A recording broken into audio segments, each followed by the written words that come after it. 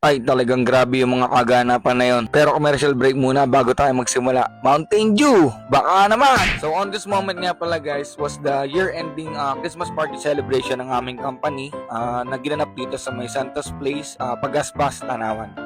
Ay, tingnan nyo, talagang napakaganda ng event place. Pero ang pinaka-target ko dyan is yung lugar kung saan mas malapit yung mga pagkain. Buti na lang din yung mga nauna kong kasama, ganun din ang nasa isip. Ay, sakto. Yun nga daw, wala pang go signal, ay talagang mga nakasimple na rin mga kasama ko. Ay, tingnan nyo, at may mga plate na sa mesa. At dito nga pinag-start na po ang program. Siyempre, before anything else na mga kasayahan, kaganapan na pwede natin gawin, we should always give thanks to our Lord. One of the best thing na meron yung company namin is a Christian company. By simply singing song praising to God, is talaga ramdam mo yung kanyang spiritual guidance palagi. Yun lang, pumiyo. Tapos ng worship program, sinipat ko na nga rin ka-workmate ko na si Kevin dahil kami na-request ang agad ng isang intermission number.